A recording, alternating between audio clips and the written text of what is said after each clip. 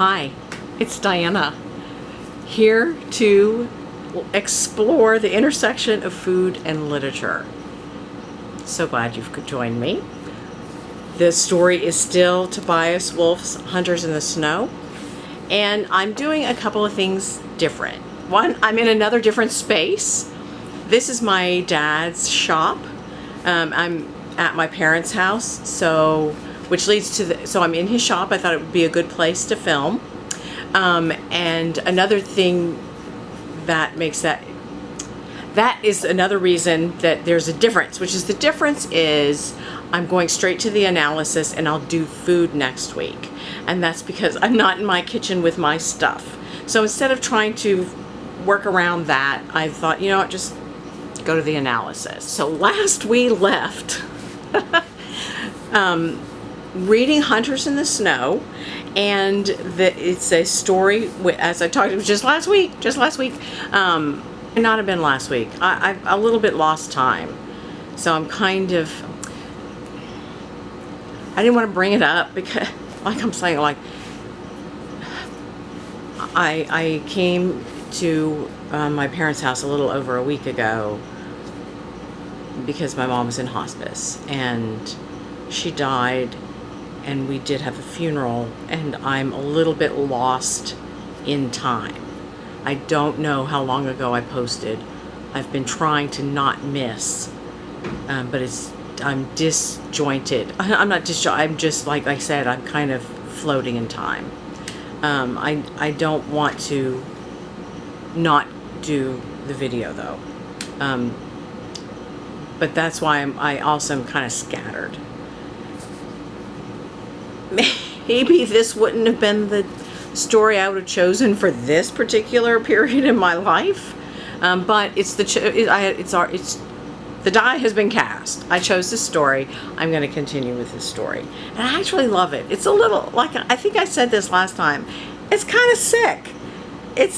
But I am pretty sure we're not supposed to read it and go, that seems about right. I call it a love triangle. There are three male friends. They act kind of still like kids, but they're probably middle-aged. They have families. At least two of them have families or wives. It's Kenny and Tub and Frank.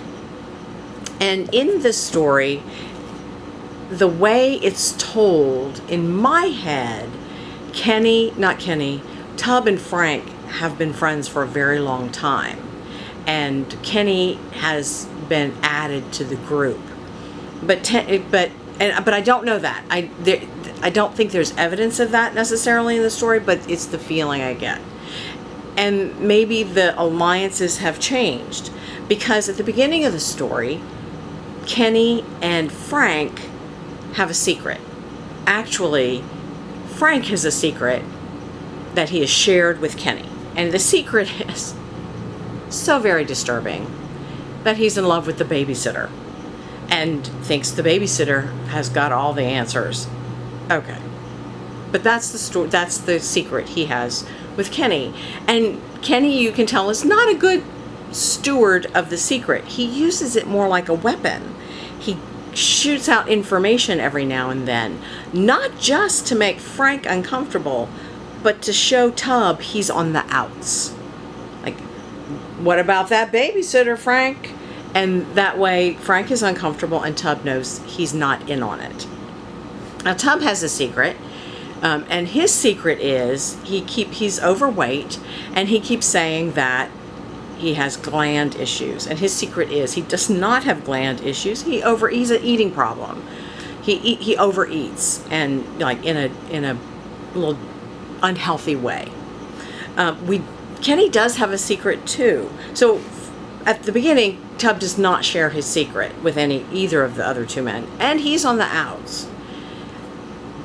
The story turns at a certain point. So we're told that they go hunting to this certain spot that Kenny has picked. Tub would like to go hunting at a different spot because for the past 2 years, they've gotten nothing at this spot. Well, they again get nothing, and where things start to turn,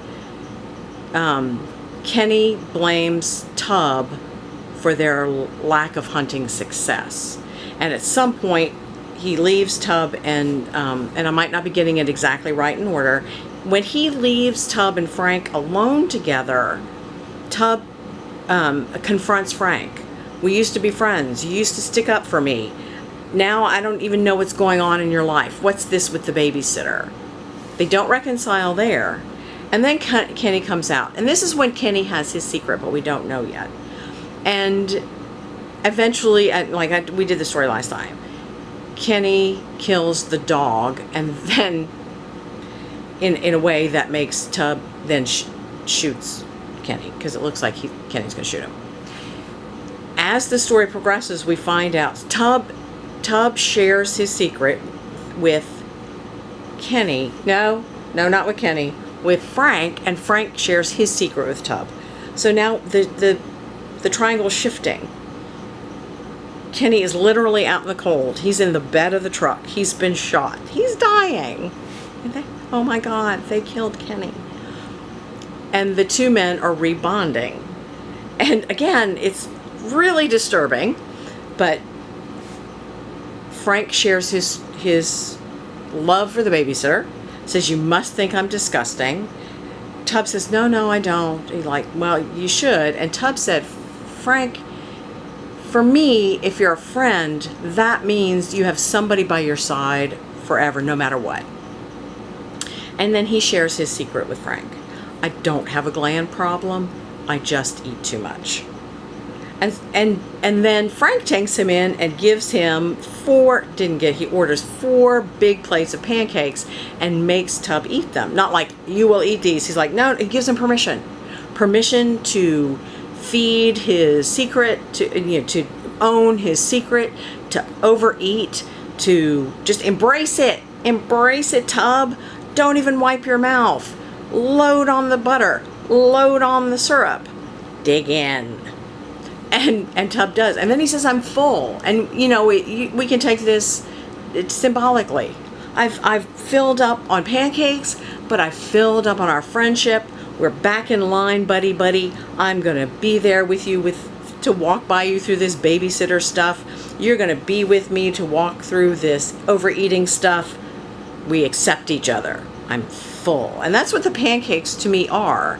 They are the owning of they're a manifestation of the secret and the shame brought out into public and in front of the two friends, said, here it is. This isn't bad.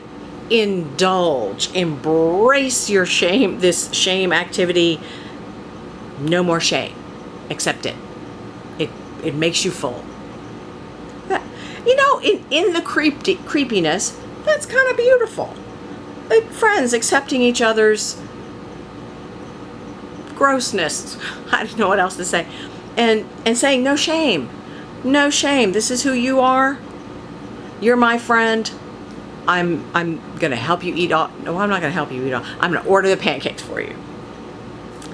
And then Kenny did have a secret.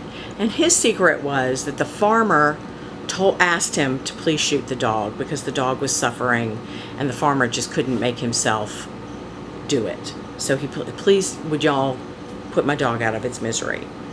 But Frank didn't tell them. I mean, not Frank, Kenny. Did I say Frank? Kenny's secret. But Kenny never shares his secret. The only reason we know is because the farmer tells Tub, Tub didn't ask, or maybe he did say that my friend shot your dog, but he's like, oh yeah, I just couldn't do it. And so they find out. And like I said, there's this grossness in their secrets, but there's also this beauty in Kenny uses his secret as a weapon. He tortures Tub with it. He shoots the dog, and then he acts like he's going to shoot Tub. Kenny does. I don't know if I'm getting there. I hope I'm getting their names right. Y'all know who I'm talking about. And he doesn't give anybody an opportunity to accept him. He's just the big old bully. He's a meanie, and he gets shot. Like his own secret is his undoing. And the pancakes are the secret become yummy, become filling. I think that's what I've got with this story. I know there's more than that. I kind of intrigued that, and I'm not saying this story is simplistic or cliche, but I full on like that you can take this story and say, use a cliche and say Kenny was left out in the cold. I like that because this story is absolutely complex. So I'm not insulting Tobias Wolff. It makes me happy. Okay, so next time I will make pancakes. I was gonna say I make them all the time. I don't, because there are only 2 people in my house and we don't need to be eating pancakes all the time, but I do have a standby recipe. I'm very comfortable with making pancakes. I very much like eating pancakes.